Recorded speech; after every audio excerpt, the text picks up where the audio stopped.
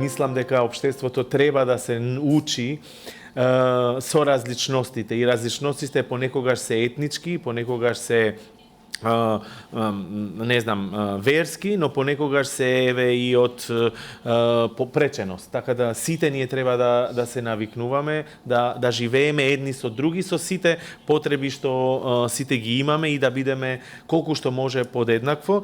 Тука медиумите имаат исто така многу важна улога, затоа што наставниците ќе можат да се повикуваат и да соработуваат со медиумите, но и да се повикуваат на тоа што било на телевизија.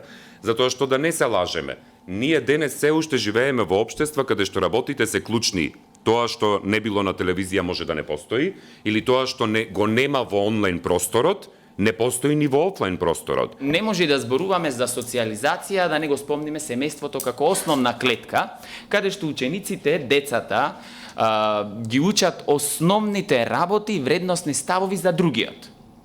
И сега, несомнено е тука, еве конкретно одличен пример, да се заплашува дете, седи мирен, ке поминат циганите, ке те украдат. Првиот момент.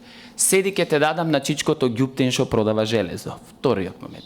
Абе, бегај, пази, немој да се дружиш и така натаму, вошки да не фатиш. Може би сега не се актуелни, овие се малку и позастарени фрази, но може би во некои порурални средини се доста.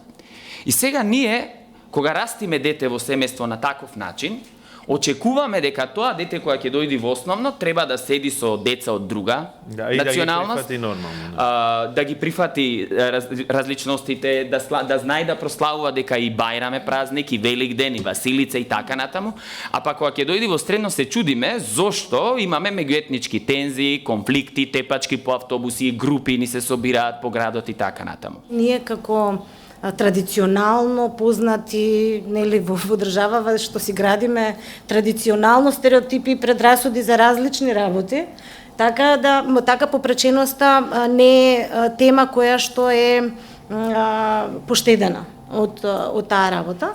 Со тоа што немањето информации е најголемиот проблем.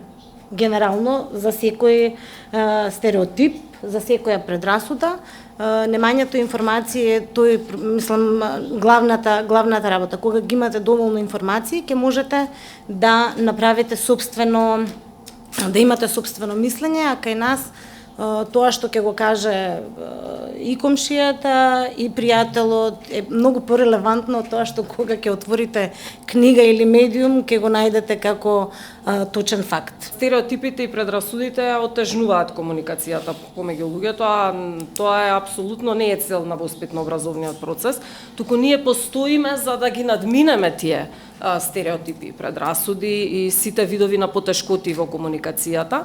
И сега многу важно е дека всушност тие се градат врз основа на ставовите.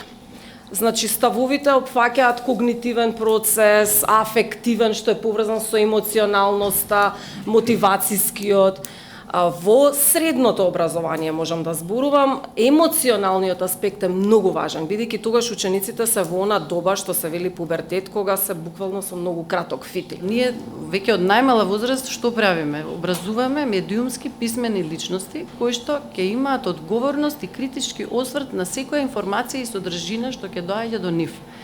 Затоа што ги учиме како се создаваат информациите, како тие да ги создаваат информациите, која е одговорноста во насока на споделување на тие информации, нивната одговорност, затоа што постојано сведоци сме дека се на социјалните мрежи каде што до нив исто така стигнуваат секаков вид на информации кои што предизвикуваат пак стереотипи, предрасуди и така натаму и повторно се навраќаме на сето тоа. Размислувај критички. Составија целата приказна. Денови на медиумска писменост 2022 од 25 октомври до 1 ноември. Дознај повеќе на www.mediumskapисmenost.mk.